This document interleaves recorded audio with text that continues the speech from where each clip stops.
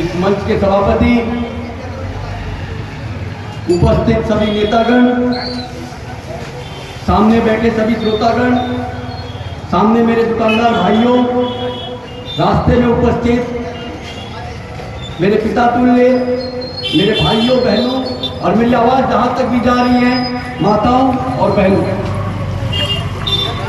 साथियों, जैसा कि अभी पिछले वक्ताओं ने कहा वक्फ बोर्ड के बारे में, मैं बस वहीं से अपनी बातों को आगे बढ़ाऊंगा, मगर उसके पहले मैं एक चीज आप लोगों को बता देना चाहता हूं कि ये जो वक्फ बोर्ड जो आया, ये वक्फ अमेंडमेंट बिल जो आया है, इसके पर्दे के पीछे जो चल रहा है, ये बात ही आपको समझनी होगी।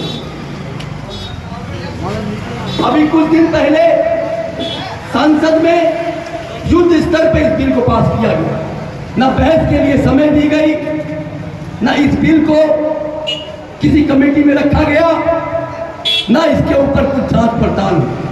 ऐसा क्यों? इस बात को आप थोड़ा समझिए।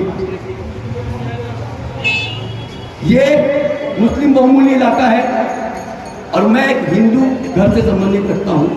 मुझे यहां आकर खड़े होकर बात करने में कोई रकम की डर नहीं है, क्योंकि हम सब भाई हैं, हम लोग एक ही हैं। हमारा मजहब अलग हो सकता है, मगर हम सब एक ही हैं। मगर अफसोस, आज के दिन कुछ पार्टियों ने, कुछ दल ने हमारे और आपके भीतर एक मतभेद पैदा कर दिया है। ये बात मैं आपको समझाने लगा। ये समय क्यों चुना गया, क्यों चुना गया युद्ध स्तर पर इसी समय वक्फ बिल को पास करना, ये बात आपको मैं गौर करवाऊंगा।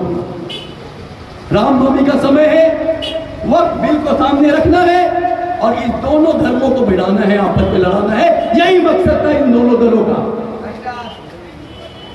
पिछले कई सालों से पश्चिम बंगाल की सरकार जिस तरह से भ्रष्टाचार में विलीन हो रखी है, और पिछले कई सालों से भारत की सरकार, केंद्र की सरकार लोगों को रोजगार नहीं दे पा रही है। इन दोनों के वोट बैंक में जो सेंध लगी है, ना हिंदू बीजेपी को वोट देगा, ना मुसलमान टीएमसी को वोट देगा। इनकी वोट जो आपस में विच्छिन्न होकर कांग्रेस की तरफ जा रही थी, इनको आपस में सेटिंग करके इन दोनों वोटों को अपने पास करने का ये मुहिम इन दोनों ने चलाया है। ये बात आप लोग को समझ, यही वजह है कि रामनवमी के दिन वक्फ बोर्ड को चुना गया, रामनवमी के समय वक्फ बोर्ड को चुना गया इस बिल को पास करने के लिए। और मुर्शिदाबाद में जो दंगा हुआ वो आप सबसे छुपा नहीं है।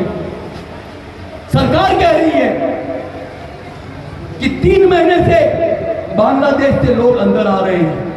वो कौन लोग हैं जो बांग्लादेश से आ रहे हैं? वो हमारे भारत के नहीं है। और उन्हें कौन अंदर आने के लिए कह रहा है? क्या ये मेरे और आपके घर का दरवाजा है जो खटखटाया और अंदर आ गए?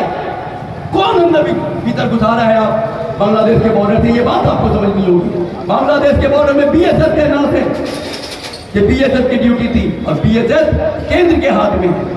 क्यों नहीं केंद्र के लोगों को बीएसएफ ने इत्तला दिया कि ऐसा हो रहा है?